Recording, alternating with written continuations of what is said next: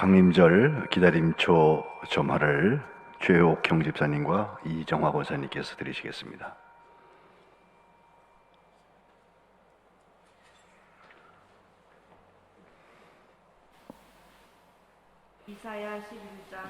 이사야 11장 1절에서 5절 말씀. 이새의 줄기에서 한 싹이 나며 그의 뿌리에서 한 가지가 나서 결실할 것이요 그의 위에 여호와의 영 곧 지혜와 총명의 영이요 모략과 재능의 영이요 지식과 여호와를 경외하는 영이 강림하시리니 그가 여호와를 경외함으로 즐거움을 삼을 것이며 그의 눈에 보이는 대로 심판하지 아니하며 그의 귀에 들리는 대로 판단하지 아니하며 공의로 가난한 자를 심판하며 정직으로 세상의 겸손한 자를 판단할 것이며 그의 입에 막대기로 세상을 치며 그의 입술의 기운으로 악인을 죽일 것이며 공의로 그의 허리띠를 삼으며 성실로 그의 몸의 띠를 삼으리라. 아멘.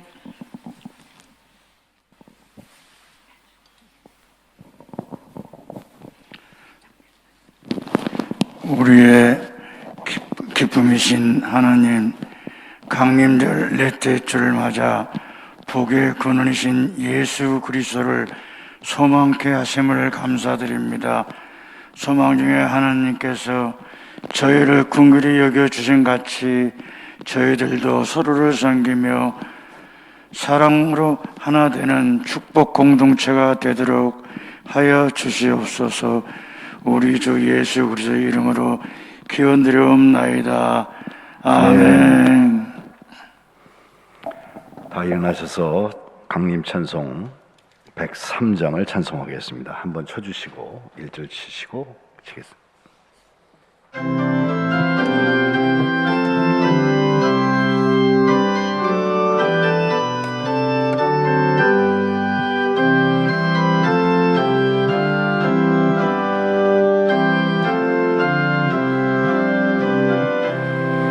우리 주님 예수께 기쁜 찬송 드리세. 하늘 높은 곳에도 주의 영광 넘치네. 주의 느신 능력이 어두운 권세 묶였네. 원수들을 물리쳐 주 뜻대로 되도다.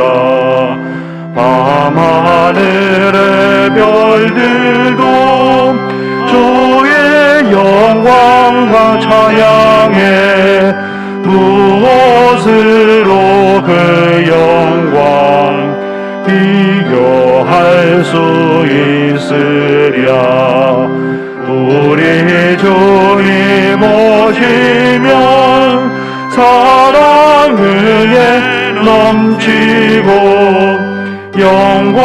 영광스런 면류관 내게 씌워주시네.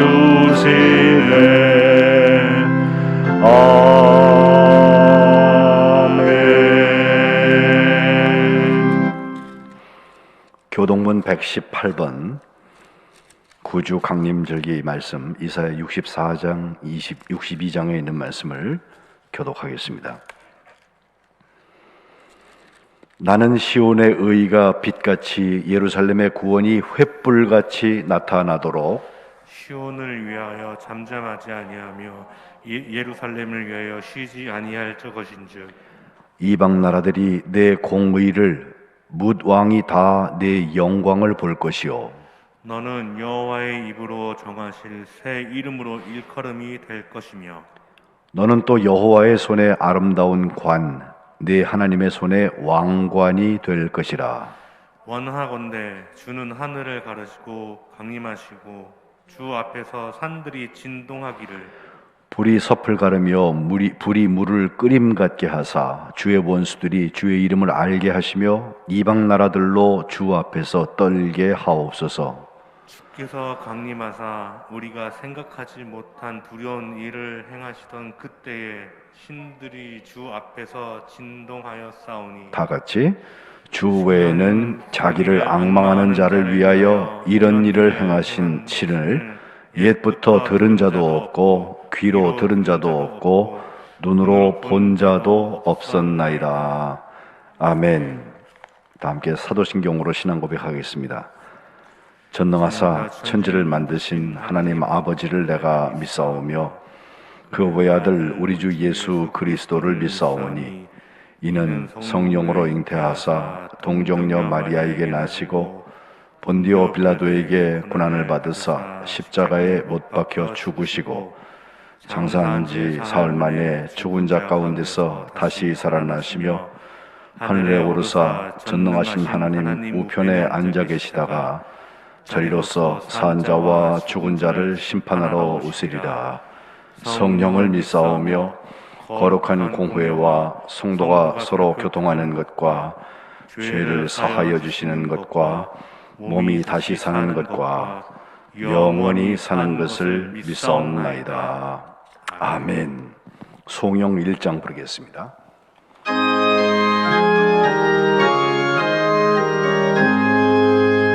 만복의 근원 하나님 온 백성 찬송 드리고 저탄사여 찬송하세 찬송 성부 성자 성령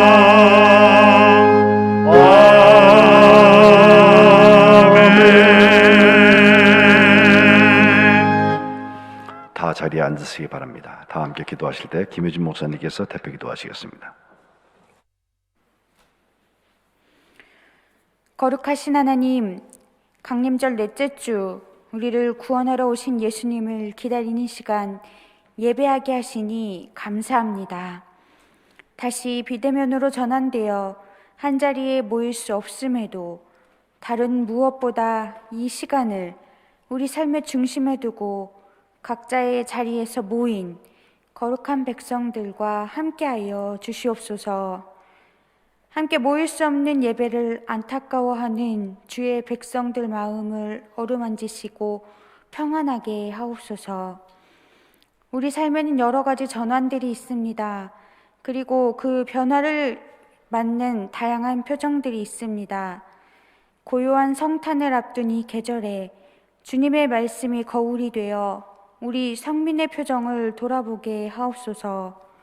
혹여나 하나님 보시기에 어울리지 않는 것들이 있다면 삐뚤어진 생각과 마음에 오셔서 주님께서 고쳐주시고 주님 뜻대로 바르게 회복시켜 주시옵소서. 한 해를 돌아보고 새로운 해를 준비하는 이때에 코로나19가 더욱 기승을 부리며 많은 사람들의 고통이 가중되고 힘들어하고 있습니다. 장기화되어가는 코로나19가 우리 마음을 지치고 어둡게 합니다. 나만 손해보고 억울한 것 같고 어떤 이들은 감기처럼 지나가니 신경 쓰지 않고 살겠다고도 합니다. 주님, 우리 한 사람 한 사람이 건강해야 공동체가 건강하고 공동체가 건강해야 한 사람 한 사람이 건강할 수 있음을 같은 마음으로 깨닫게 하옵소서. 구별하시고 선택하신 하나님의 마음 따라 우리 그리스도인들이 먼저 더 돌아보고 배려하며 온전하게 살게 하옵소서. 모자란 병상, 이제 어디도 안전하지 않은 우리의 일상, 그 안에서 분노하고 불안해하는 우리들의 좌와상, 더 이상 오해와 험담, 확인되지 않은 정보들로 서로가 서로를 다치지 않게 우리의 마음과 생각을 다스려 주시옵소서. 나의 주관적인 구별은 타인을 향한 화살이 되지만 하나님의 구별하심은 모든 이들을 구원하시기 위한 계획임을 믿습니다. 주님, 나의 구별에서 벗어나 하나님의 구별하심에 참여하는 거룩한 백성 되게 하옵소서. 성령님의 애통하심으로 이 땅을 위해 기도합니다. 한 생명 한 생명 붙들고 고군분투하며 애쓰는 이들을 위해 기도합니다. 거룩한 백성들을 위해 기도합니다. 선교지를 위해 기도합니다. 몸과 마음이 아픈 이들을 위해 기도합니다. 완전하신 주님, 치료하시는 주님, 회복해 하시는 주님, 새롭게 창조하시는 주님, 우리에게 오시옵소서. 가장 고요한 밤 우리에게 오시옵소서. 오셔서 우리의 몸과 마음과 영혼을 깨끗하게 하여 주시옵소서. 가장 긴 어둠이 끝난 이 시간에 탄생하신 예수님을 기다리며 내일의 소망으로 오늘을 삽니다. 세상이 줄 수 없는 평화를 누리는 거룩한 백성으로 축복하여 주시옵소서. 담임 목사님께서 주시는 말씀의 자리를 사모합니다. 분부대로 주의 말씀이 내게 이루어지이다 고백하며 말씀을 듣게 하옵소서. 온전한 순종 되게 하옵소서.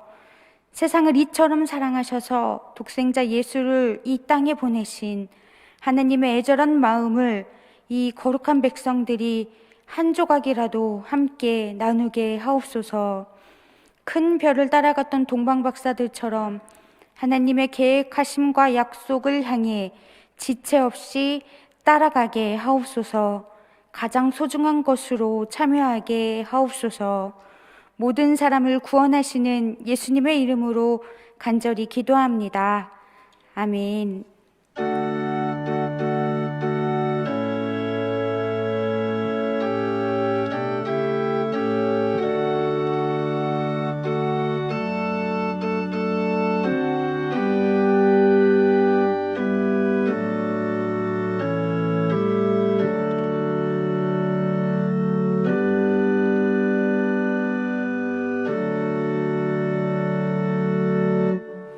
아멘. 이제 정재원 집사님께서 All Things라는 찬양을 하나님께 드리시겠습니다.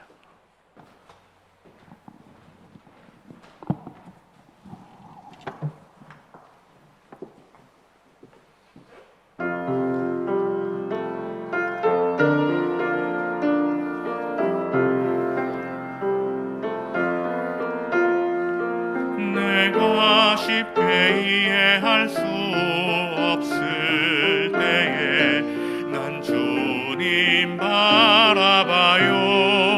왜 나에게 이런 일이 생기냐고 느껴질 때에도 지금 난 이해할 수 없지만 모든 것 알 수는 없지만 나를 가장 잘 아시는 주님 뜻을 기다려요.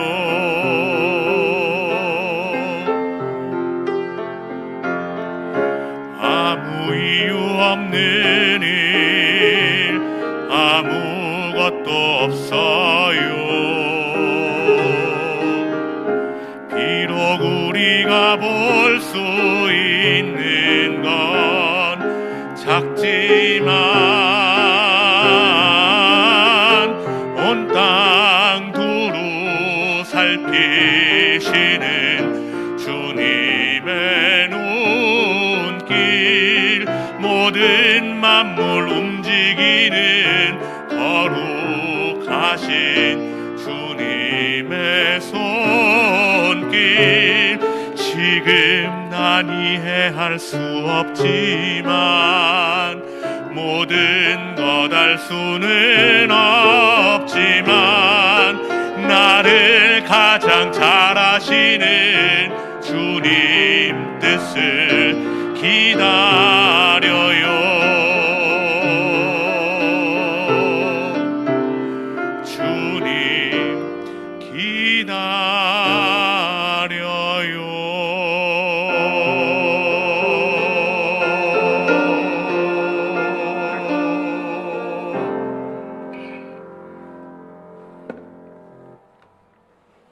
아멘. 기다림의 찬송 하나님께서 받으신 줄 믿습니다. 하나님께 영광의 박수 하겠습니다. 고맙습니다. 이제 하나님의 말씀을 받들어 읽겠습니다. 오늘 우리에게 주신 하나님의 말씀은 마태복음 2장 1절로 12절까지 말씀입니다. 제가 봉독하겠습니다. 헤로드 왕 때 예수께서 유대 베들레헴에서 나심에 동방으로부터 박사들이 예루살렘에 이르러 말하되 유대인의 왕으로 나신 이가 어디 계시냐? 우리가 동방에서 그의 별을 보고 그에게 경배하러 왔노라 하니 헤로드 왕과 온 예루살렘이 듣고 소동한지라. 왕이 모든 대제사장과 백성의 서기관들을 모아 그리스도가 어디서 나겠느냐 물으니 이르되 유대 베들레헴 이오니 이는 선지자로 이렇게 기록된 바 또 유대 땅 베들레헴아 너는 유대 고을 중에서 가장 작지 아니하도다. 네게서 한 다스리는 자가 나와서 내 백성 이스라엘의 목자가 되리라 하였음이니이다.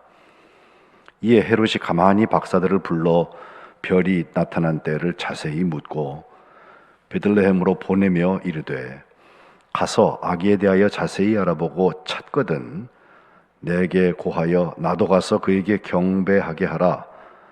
박사들이 왕의 말을 듣고 갈새 동방에서 보던 그 별이 문득 앞서 인도하여 가다가 아기 있는 곳 위에 머물러 서 있는지라.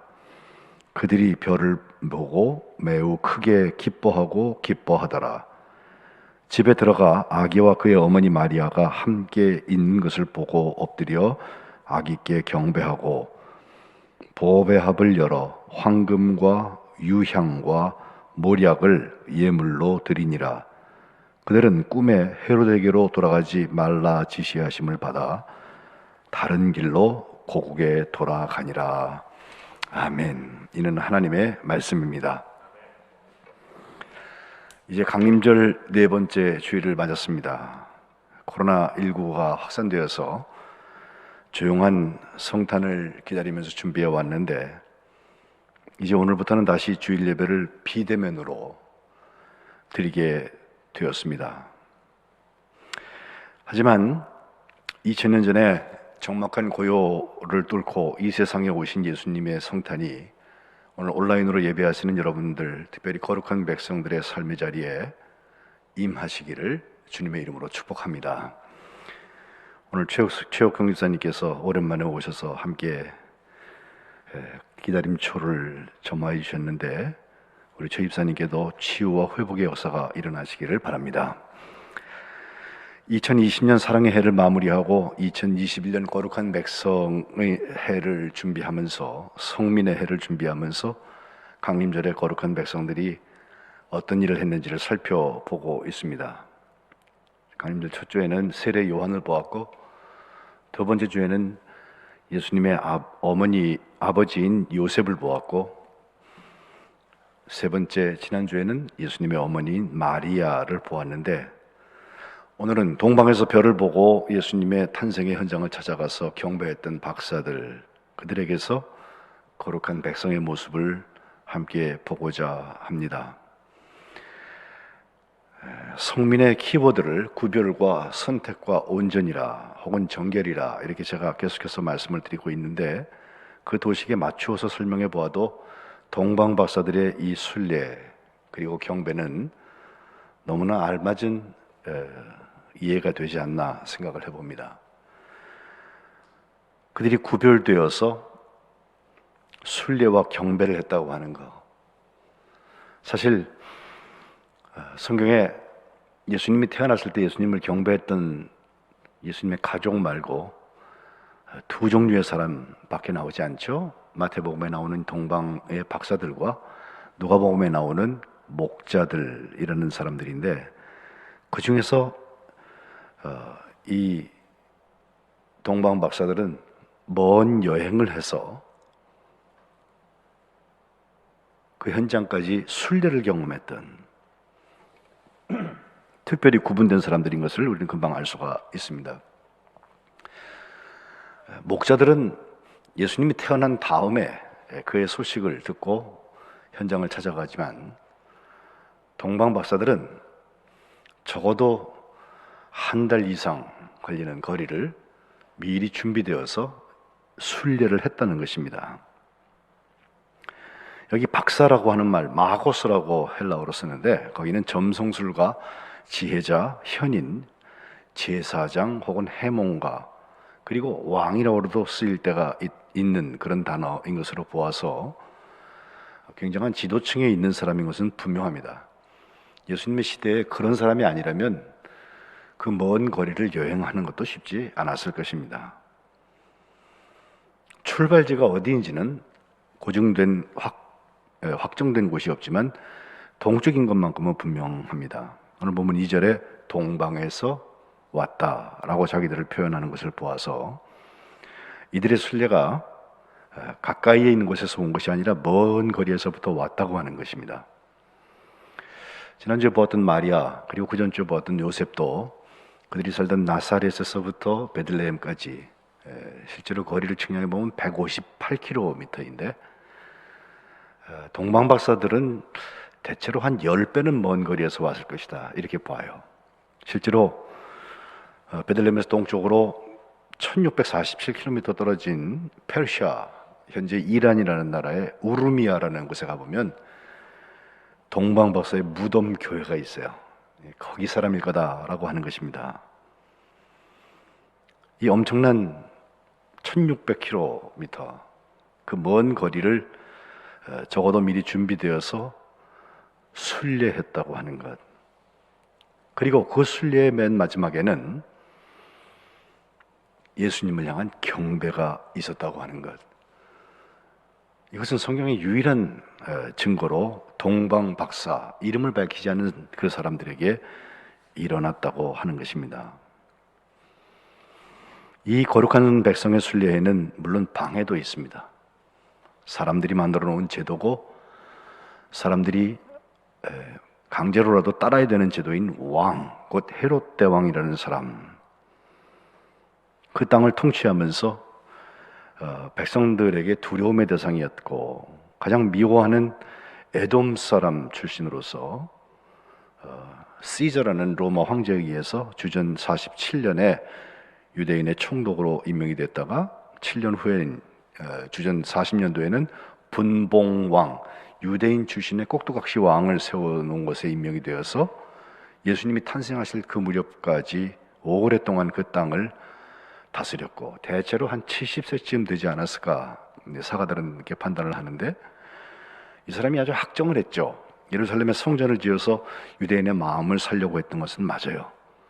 또 굶주린 백성들을 위해서 세금을 감면해주고 심지어 자기가 사용하던 금 접시까지 녹여서 백성들의 식량을 사드리고 나눠주어서 백성들을 감동시키는 그런 정치적인 수완이 뛰어난 사람인 것은 분명해요.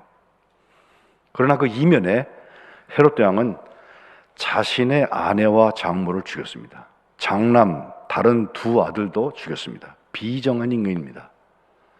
뿐만 아니라 아내가 10명이 있었는데 그 중에 한 명은 자기 동생인 빌립으로부터 빼앗아서 자기 아내로 만든 정말 인륜을 저버린 비열한 인간인 것을 금방 알 수가 있습니다.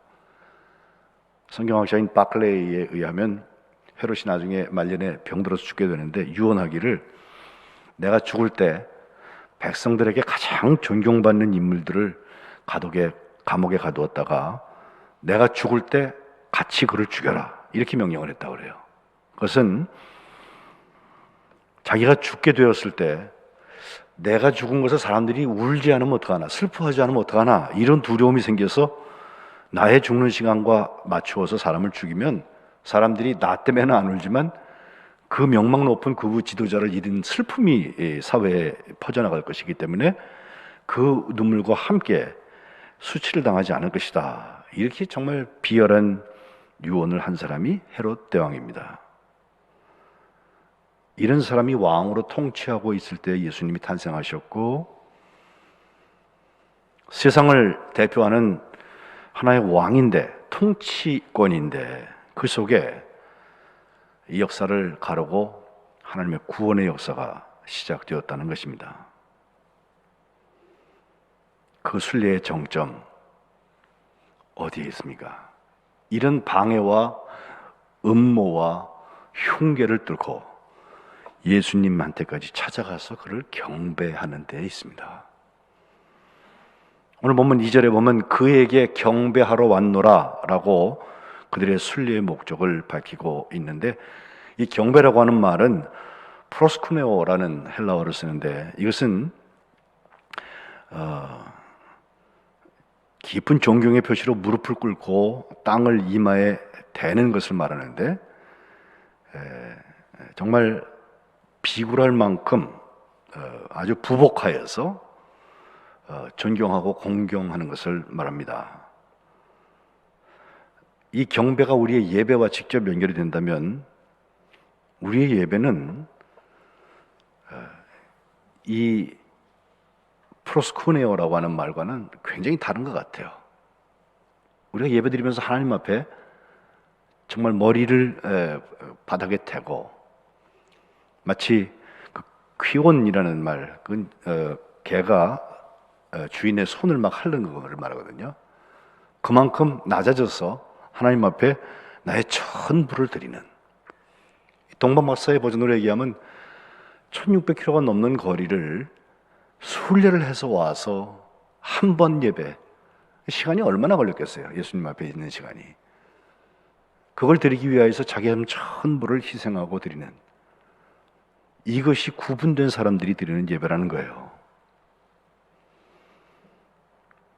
동방박사가 몇 사람인지는 모르지만 복수인 건 분명하고, 그들이 드렸던 예물은 3가지였습니다. 황금, 유향, 몰약. 황금은 부의 상징이죠. 왕한테 드리는 예물이 맞습니다. 유향, 아라비아 지방의 관목에서 채취한 향기로운 송진인데 예배드리고 제사 지낼 때 사용하는 것입니다. 제사장이신 예수님께 합당한 예물이죠. 또 몰약이라고 하는 것은 십체를 염할 때 사용하는 방부제인데, 매우 귀한 신분의 사람이 죽었을 때 그 시체에 바르는 고가의 값비싼 물품입니다. 바로 우리를 구원하기 위해서 십자가에 죽으신 예수님을 위한 몰약이 준비되어 있다고 하는 것. 이같이 황금, 유향, 몰약 다 귀중하고 의미 있는 예물들을 주님 앞에 드렸던 것, 이것이 성탄입니다. 오늘 우리가 정말 성탄의 감격을 잃어버리고 성탄 예배의 감격을 잃어버리고 기쁨이 없어지는 것은 어쩌면 그 순례와 그 경배가 병들었기 때문일 수도 있어요. 거룩한 백성이라고 하면 동방박사처럼 그 순례와 그 경배, 그 자리에 서야 할 것입니다. 이것은 누가 시켜서 되는 것이 아닙니다. 두 번째 키워드인 선택에 가보면 그의 별과 인도하심을 받는다는 말이 굉장히 중요합니다. 장폴 사르트르라는 철학자가, 실존 철학자가 Life is C between B and D라고 말했는데, 이것은 인생은 B와 D 사이에 있는 C다. B는 birth, 태어남이고 탄생, D는 death, 죽음이고, C가 choice입니다. 인생은 탄생과 죽음 사이의 선택이라고 했는데, 그는 분명히 실존들이 가지고 있는 삶의 그 많은 선택에 대한 얘기를 하고 있어요. 그럼에도 이 거룩한 백성 동방박사가 선택하고 선택받은 것이 보통 인생들과 다른 것 하나가 있다면, 그의 별을 따라서 인도함을 받아서 거기까지 갔다는 거예요. 거룩한 백성의 선택은 우리가 우리 좋은 대로, 우리 생각대로 자유롭게 선택하는 것이 아니라 선택을 받는 선택입니다. 이것을 가능하게 하는 것이 그의 별이고 그 별의 인도하심이라는 것입니다. 2절에 보면 유대인의 왕으로 나신 이가 어디 계시냐? 우리가 동방에서 그의 별을 보고 그에게 경배하러 왔노라 라고 말해서 헤롯 왕과 온 예루살렘에 소동을 일으키게 되는데, 그의 별을 보고 따라왔던 그 예루살렘에서의 이야기는 다시 한 번 길을 가게 하는데, 아주 가까운 길이지만 여전히 인도하심을 받고 정확히 예수님이 태어나신 그 자리까지 가게 됩니다. 이것은 선택받는 것입니다. 그래서 그들은 10절에 그들이 별을 보고 기뻐해도 아주 크게 기뻐했다고 했는데, 그리고 그 멀리서부터 준비해온 황금과 유향과 모략을 드릴 수 있었다고 했는데, 이것은 선택받은 선택입니다. 당시에는 자기들이 그냥 드렸다고 생각할지도 모르죠. 우리도 뭐 헌신한다고 그러면 내가 했다 이렇게 하거든요. 근데 사실은 그 헌신을 받으시는 분이 예수님이시라면 선택받은 선택입니다. 제가 신학교 다닐 때 제게 저희 신학 가르치셨던 선하영 박사님이 한번 미국에서 유학하실 때 있었던 이 그의 별에 대한 이야기를 해주신 일이 있어요. 그의 별, 우리가 성탄 모티브 중에서 빼놓을 수 없는 것인데, 한 유명한 조지 신학자가 설명한 얘기를 그대로 옮겨주신 것인데, 그의 별이라는 말 속에 이미 기독론, 그리스도에 대한, 예수 그리스도에 대한 얘기가 다 들어있다는 거예요. 왜냐하면 우리가 칼케돈에서 451년에 참 하나님이고 참 사람입니다 라고 예수님을 정의를 하게 되는데, 그의 별이라는 말 속에는 별이라는 점에서는 하늘에 떠 있는 뭇별들과 다 똑같지만 그의 별이라는 점에서 유일한 것이다. 마찬가지로 예수님도 사람의 몸을 입으신 후에 사람과 똑같이 되셔서 슬퍼하시고 기뻐하시고 희로애락을 함께 나누시고 사람의 제약된 조건을 같이 살아갔다는 점에서 모든 사람과 똑같지만 참 사람, 하나님이 육신을 입고 오셨다는 점에서 유일하단 말이죠.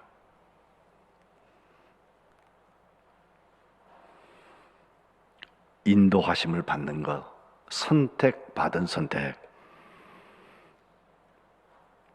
이것이 그의 별인 예수 그리스도의 성탄, 곧 거룩한 탄생 속에 이미 나타나고 있는 것입니다. 이들의 인도하심은 예루살렘까지가 아니라 베들레헴까지라는 점도 기억해야 합니다. 출발지는 말씀드린 대로 동방에서부터 왔다 했고, 오늘 1절 이후에 나오는 첫 부분에는 먼저 예루살렘에 도착했습니다. 왜냐하면 거기까지 인도하심을 받았을 때에는 그래도 수도에서, 왕궁에서 왕이 날 것이라는 생각이 상식이죠. 그리고 거기 가야지 가장 정보를 많이 받을 수 있죠. 정보의 집약체니까요. 그래서 그들은 헤롯 궁을 찾아갔지만 거기에는 태어난 그의 별의 주인공이 안 계셨습니다. 그래서 어디 계시냐, 어디서 나겠느냐고까지 4절에 물어보는데, 헤롯이 비상회의를 소집해서 제사장들, 서기관들을 다 불러서 물어보니까 예언된 곳이 한 군데 있는데 6절에 유대 땅 베들레헴이라는 곳입니다.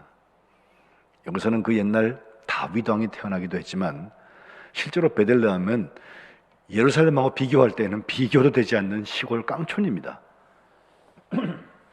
인구도 몇 되지 않고 뭐 거기서 무슨 예언자 혹은 세상을 구원할 자가 나실까라고 생각될 만큼 초라한 곳인데, 중요한 것은 그곳이 그렇게 초라한 것이든 아니면 화려한 왕궁이든 간에 이 성탄의 거룩한 백성들이 순례하는 그의 삶의 자리는 종착지가 예루살렘이 아니라 베들레헴이라는 거예요.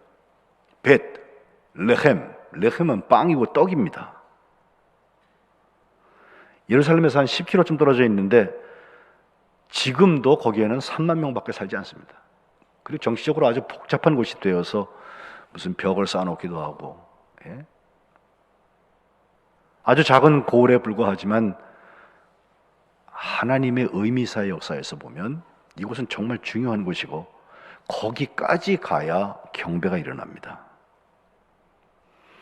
미가 선지를 통하여서 5장 2절에 베들레헴 에브라다야, 너는 유다 족속 중에 작을지라도 이스라엘을 다스릴 자가 네게서 내게로 나올 것이라, 그의 근본은 상고의 태초에 있다라고 예언하신 것이 헤롯 대왕의 그 스태프들이 되는 종교 지도자들이 지적한 것입니다. 말씀을 준비하면서 이런 생각도 해보았어요. 혹시 예루살렘 아니라 저 시골에 있는 그 조그만 곳을 지적함으로 인해서 자기들의 그 소동을 진정시켜 보려고 하는 생각은 없었을까?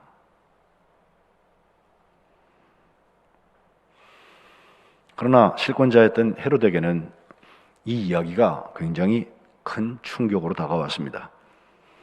만에 하나 베들레헴에서, 그러나 만에 하나 진짜로 메시아가 거기 탄생한다면 나와 우리 가족의 왕권은 위협을 받게 될 것으로 생각해서 동방박사들한테 한 이야기, 거짓말이죠. 그 아기를 찾으면 곧바로 알려주세요. 나도 가서 경배할 수 있게 해주세요. 겉으로는 그럴듯하게 포장한 말이지만 정치인은 정치인이에요. 속마음은 전혀 달랐어요. 왕 되실 분이 태어났다고 하면 나는 반드시 그를 없애버려야 되겠다. 나중에 동방박사들이 예수님이 태어난 곳을 자기 자신에게 가르쳐 주지 않고 다른 길로 돌아가 버린 것을 알게 되었을 때 심히 노하여서 베들레헴과 그 모든 지경 안에 있는, 그때를 기준으로 해서 이미 2년 전에 태어난 2살까지 모든 사내 아이들은 죽여버려라, 이런 유아학살 명령을 내린 것만 보아도 나도 가서 그를 경배하겠습니다라고 했던 말이 거짓인 것을 금방 알 수 있습니다.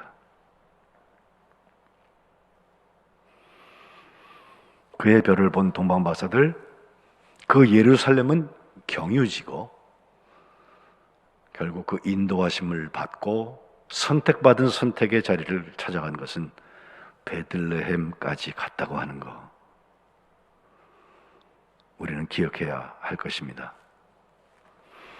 헤롯은 권력과 명예와 치부와 정권 연장과 지상 영광을 지향하면서 살았기 때문에 그런 결과를 낳을 수밖에 없었고, 박사들은 아무런 이해관계가 없지만 하늘을 바라보면서 별을 연구하다가 이상한 별의 움직임을 발견했고 그 별의 움직임을 따라서 선택받은 선택을 살아왔기 때문에 결국 예루살렘을 경유하여서 베들레헴까지 갈 수 있었던 것입니다. 거기서 예수님께 경배한 순례를 마감할 수 있었습니다. 이것은 거룩한 백성의 선택입니다. 베들레헴은 하잘것없고 불편한 곳이지만 거기 역시 별이 잘 보이는 곳이었을 것이라 생각합니다. 오늘도 우리가 무엇을 바라보고 있느냐, 무엇을 따라가느냐, 무엇을 사랑하고 무엇에 인도하심을 받고 있느냐에 따라서 인생이 결정되고 성공과 실패가 결정됩니다. 지금도 늦지 않았습니다. 코로나가 이 일을 방해합니다. 그러나 그 방해 속에는 어쩌면 하나님의 인도하심이 있습니다. 여태까지 시끄럽게 지내왔던 성탄을 뒤로 하고 고요하게 베들레헴까지 가는 거예요. 그리고 그 별의 움직임을 따라서 매우 크게 기뻐하고 기뻐하는 것입니다. 헤롯은 고민합니다. 힘은 가지고 있습니다. 그러나 고민이 있습니다. 그런데 박사들은 기뻐합니다. 앞서 인도하던 그 길이, 그 별이 악이 있는 곳 위에 머물러 섰다. 9절에 말씀하고 있는데 들을 것은 듣고 갈 것은 가면 돼요. 쓸데없는 일에 붙들려 있으면 순례가 되지 않습니다. 악이 있는 곳 위에 머물러 서는 그 별, 거기까지 함께 가면 그때 선택받은 선택, 또 인도하심이 마무리되는 것을 금방 알 수 있습니다. 저는 올해 성탄에 서울도 멈추고 다른 나라들은 훨씬 더 심한 멈춤을 지금 경험하고 있어요. 유럽의 각국들도 1월 중순 혹은 1월 말까지 다 폐쇄 조치를 합시다라고 어저께 결정했다고 얘기들을 듣는데, 여러분, 어떤 선택을 하냐가 우리 생각에 유익하다, 이것이 합리적이다라고 하는 것보다 훨씬 중요한 것. 우리 인생은 그렇게 싸우려가 아니에요. 하나님이 나를 선택하시고 선택해서 인도하시는 그 길에 서 있는지, 그리고 결국 그 목적지인 베들레헴까지 가는 것인지. 거룩한 백성은 이 선택 속에서 하나님의 메시지를 읽어야 돼요. 거기서 만난 그 경배한 대상 예수님은 마태복음 1장 23절에 처녀가 잉태하여 아들을 낳을 것이다. 그의 이름을 임마누엘이라 하셨으니 이를 번역한즉 하나님이 우리와 함께 계시다 함이라. 임마누엘, 하나님 우리와 함께 하심. 그 말 속엔 이미 선택받은 선택, 인도하심 받는 순례가 들어있습니다. 이제 금주에 맞이하는 성탄절에는 다시 한번 성탄하시는 그 예수님, 그 현장까지 우리가 순례하는 역사가 있어서 하나님 우리와 함께 하시는 인도하심의 증거를 살아가시기를 주님의 이름으로 축복합니다. 세 번째는 온전입니다. 마리아와 요셉에게도 현몽, 꿈에 나타난 천사의 지시와 또 수태고지를 비롯하여서 또 특별히 요셉에게는 예수님이 태어난 다음에도 계속되는 현몽이 주요 모티브였는데, 여기 동방 박사들에게도 지시하심을 받아서 순종했다는 말씀이 나올 때까지 정말 인도하심을 받는 그 순종이 그들에게 중요하고 있습니다. 확실히 거룩한 백성에게는 꿈이 중요합니다. 이 꿈은 의식을 잃고 그냥 꾸어버리는 드림, 잠자면서 누구나 꾸는 꿈이 아니라 하나님께서 보여주시는 비전이 담겨져 있는 꿈입니다. 그래서 꿈에 지시하심을 받게 됩니다. 다른 길로 고국에게 돌아가니라. 요셉에게 현몽하셨던 가브리엘을 통하여서 주셨던 말씀처럼, 그래서 요셉은 그 말씀을 듣고 즉시 그 말씀대로 순종하려고 시작을 했던 것처럼, 분부대로 살아왔던 것처럼, 마리아가 주의 여정이오니 주의 말씀이 내게 이루어지이다라고 순종의 제스처를 살아갔던 것처럼, 동방 박사도 동방에서부터 여기까지 인도하신 그 별의 인도하심을 받았고 지시하심을 받아서 다른 길로 고국에 돌아갔다는 것입니다. 우리는 언제 하나님의 인도하심을 받습니까? 삶의 질곡을 살다가 힘들고 어려워지면 맨 끝에 가고 하나님 도와주세요. 그것도 안 하는 것보다 나아요. 하나님 도와주세요. 사랑하시기 때문에. 그러나 정말 우리의 순종의 자리가 있다면 할 수 있으면 더 건강하고 할 수 있으면 더 우리가 뭘 할 수 있을 때 하나님의 쓰임을 받는 것이 맞지 않습니까? 동방 박사들처럼.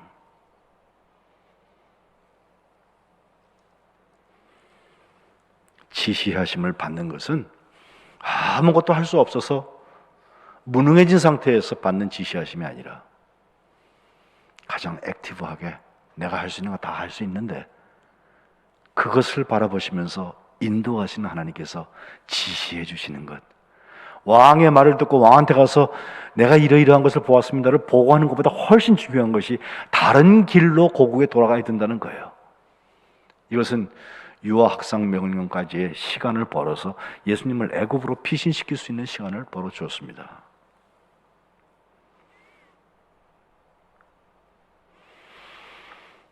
임마누엘 칸트라는 유명한 철학자의 묘비가 강림절의 묵상 자료 중에 하나입니다. 갈리닌그라드라고 저희 동기 목사님 한 분이 지금 거기서 선교를 하고 있는데 거기 철학자 임마누엘 칸트의 기념비가 있어요. 러시아하고 독일어로 이렇게 기록되어 있다고 하는데 그 말은 이렇게 되어 있습니다. 내가 생각하면 생각할수록 언제나 놀라움과 경이감을 새롭고도 증가시키면서 마음을 가득 채워지는 두 가지가 있다. 하나는 내 위에 빛나는 별이 빛나는 그 하늘이고 다른 하나는 내 안에 있는 도덕률이라고 그랬어요. 아마 그의 철학을 잘 설명한 얘기이기도 해요. 초월에 대한 이야기와 내재하고 있는 인간의 이성에 대한 이야기를 거기 함께 담고 있어요. 근데 별과 도덕률을 얘기한 것을 제가 묵상하는 이유는 강림절이 언제나 우리에게 영혼에 관심을 끄는 두 가지가 있는데, 하나는 그 예수님의 마곡간을 향하여서 우리와 함께 가고 있는 아기 예수님의 별, 그 별의 선택함을 받은 사람들이 선택받아서 인도하심을 받는 것이고 순종하는 것이고, 다른 하나는 우리 영혼 속에 빛나고 있는 성탄의 별입니다. 성탄의 별이 어디 있어야 될까? 길거리에 있어서 불을 밝히면서 사람들의 마음을, 눈을, 시선을 끄는 데서 끝나면 안 된다고 봐요. 데코레이션의 별이 아니에요. 거룩한 백성을 보니 그에게 별이 빛나고 있다. 거룩한 백성이 성탄에 가고 있는 곳을 가보니까 베들레헴이다 말이에요. 거룩한 백성이 성탄에 주님께 드리는 것을 보니까 동방박사들처럼 황금과 유향과 모략을 드려서 왕 되시고 제사장 되시고 예언자 되신 그분 예수님이 세상에 오셔서 할 일들을 준비하고 있다.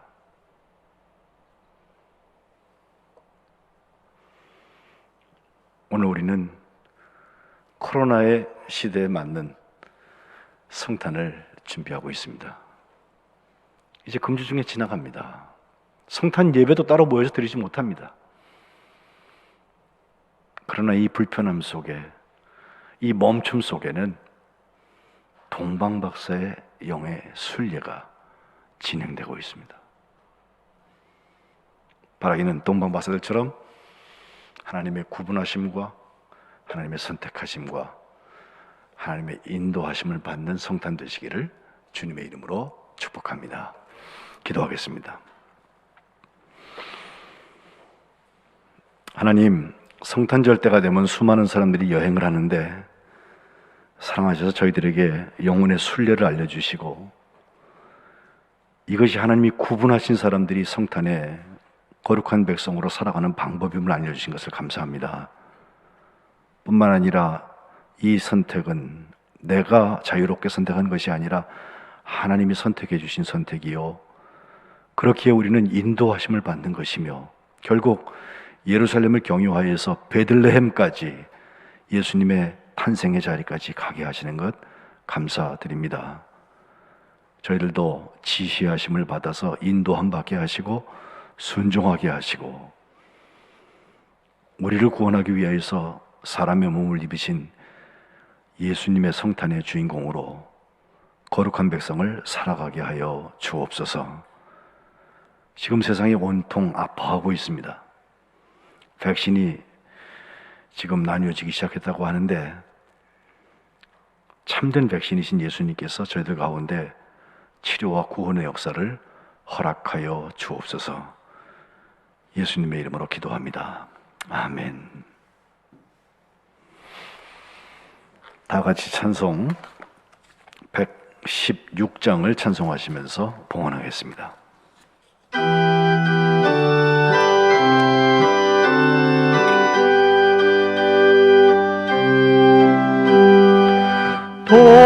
동방에서 박사들 귀한 예물 가지고 산을 함고 물을 건너 별 따라왔도다.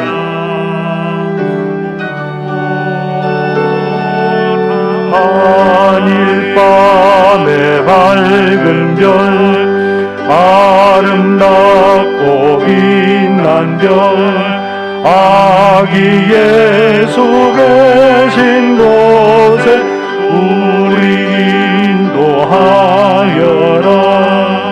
베들레헴 임금께 나는 황금 드리네. 영원토록 모든 백성 나누려 주소서. 한일 밤의 밝은 별 아름답고 빛난 별 아기 예수 계신 곳에 우리 인도하여라. 거룩하신 구주께 나는 유향드리네. 만국 백성 찬송 드려 만유주 섬기세. 오 하늘 밤의 밝은 별 아름답고 빛난 별 아기 예수 계신 곳에 우리 인도하여라.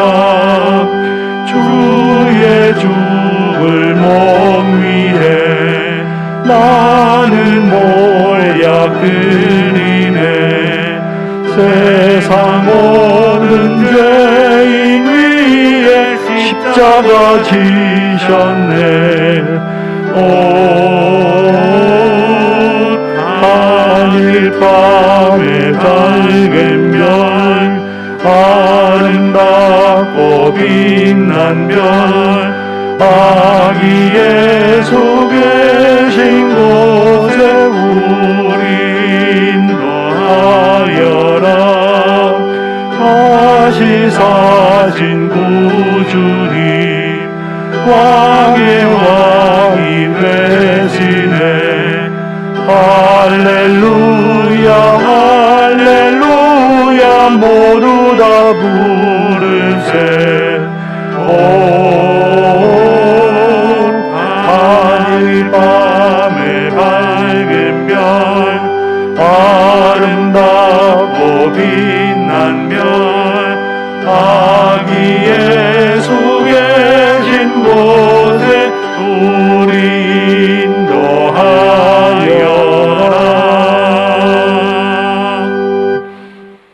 하나님 아버지, 성탄하시는 예수님을 준비하는 강림절 마지막 주일에도 주님 앞에 나와서 동방박사들의 거룩한 순례와 경배를 묵상하며 황금과 유향과 모략을 구분하여 주님께 드립니다.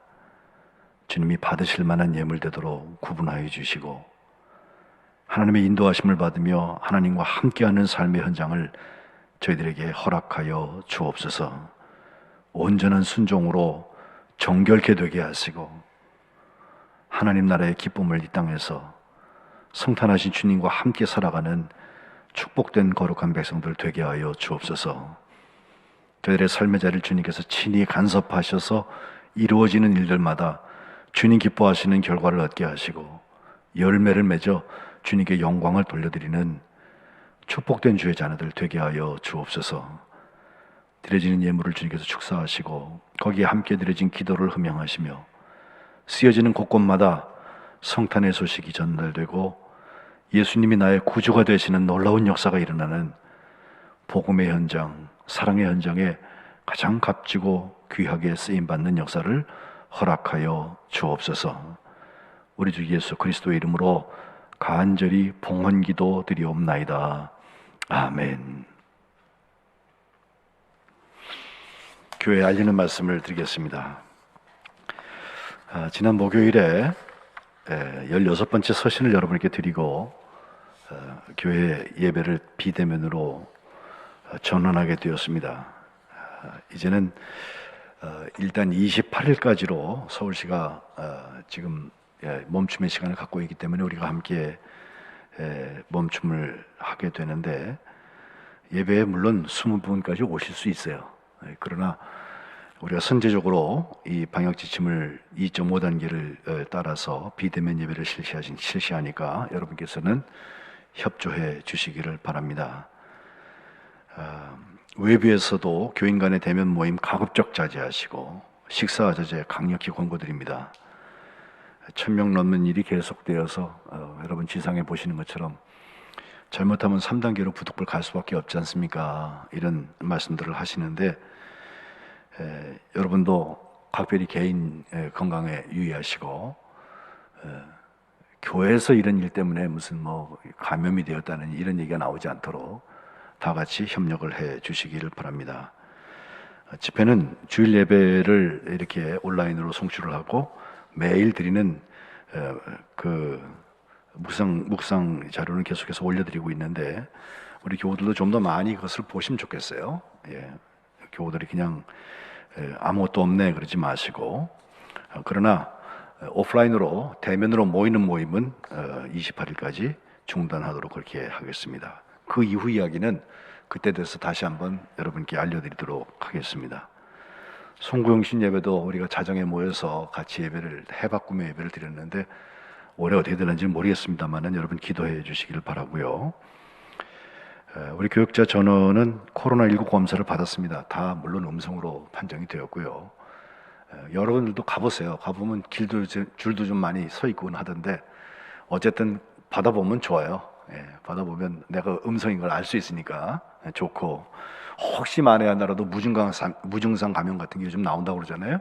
그렇게 하면 또 방역에 협조하니까 좋고 같이 적극 참여해 주시기를 바랍니다. 성탄절 온라인 예배로 드린다는 말씀 중요한 광고라서 여러분께 말씀을 드리고 주일 오늘처럼 11시에 온라인 예배를 송출하도록 하겠습니다. 성탄감사헌금은 온라인 헌금을 이용하시거나 혹시 여러분이 대면 예배로 복귀하셨을 때 준비하셨다가 봉헌하시면 되겠습니다. 교우 소식으로 우리 정만호 권사님의 손자인 이은규 청년이 15일 강원도 화천 7사단으로 입대를 했습니다. 여러분 기도해 주시기 바라고 말씀 중에 제가 안내드리지만 우리 최옥홍 집사님께서 갑상선 암으로 진단이 되었지만 초기라서 이제 수술 준비를 하고 계십니다. 여러분 치유 위해서 기도해 주시기를 바랍니다. 주보에는 기록하지 않았는데 지난 금요일에 제 딸이 18개월 만에 한국에 와서 이번 성탄과 새해를 같이 맞게 되었습니다. 기도해 주신 분들께 감사 인사를 드립니다.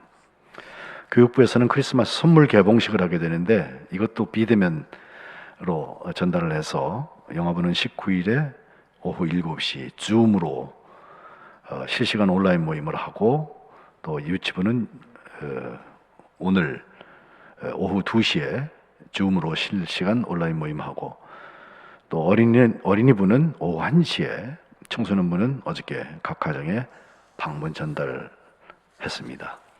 이상입니다. 이제 우리 다 일어나셔서 마지막 파송 찬송 324장 예수가 나를 오라 하네 주의 인도하심 따라 찬송하시고 축도하고 폐회하겠습니다.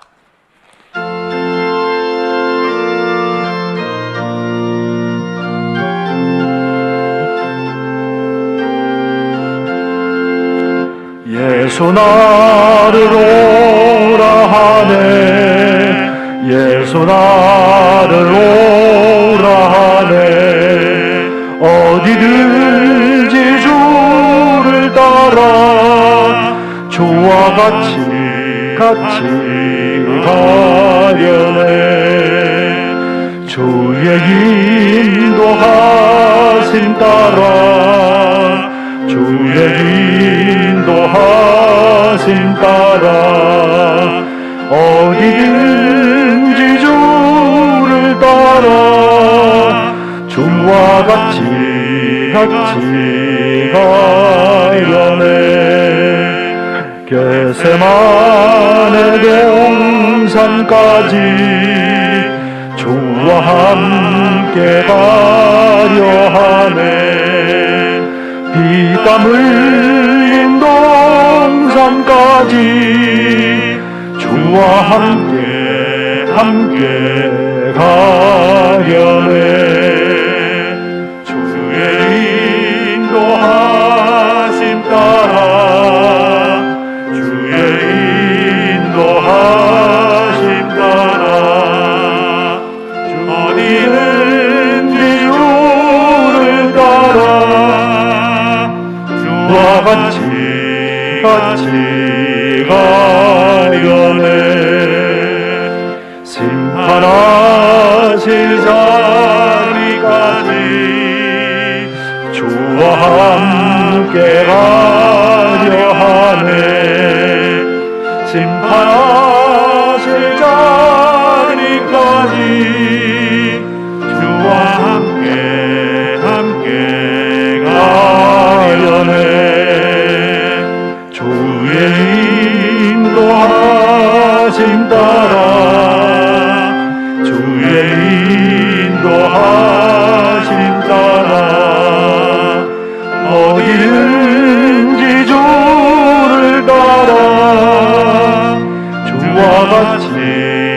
같이 하려네.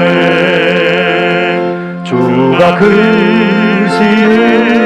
은혜 내려 나를 항상 돌보시고 그 시영광 보여주며 나와 함께 가려네. 주의 인도하심 따라 주의 인도하심 따라 어디든지 주를 따라 주와 같이 가려네. 이제는 성탄하시는 우리 주 예수 그리스도의 은혜와 아들을 내어주시는 하나님 아버지의 그 크신 사랑하심과 지금도 임마누엘 동행하시면서 거룩한 백성을 살게 하시는 성령님의 교통하심이 오늘 동방박사들처럼 예수님의 탄생에 구분되고 선택되고 순종으로 인도함 받아서 성탄하신 예수님의 그 복된 구원의 주인공을 살아가기를 결심하는 주의 자녀들 머리 위에 지금 코로나로 인하여서 고통받고 있는 현장들 위에 지금부터 영원토록 함께 하시기를 간절히 축원하옵나이다. 아멘.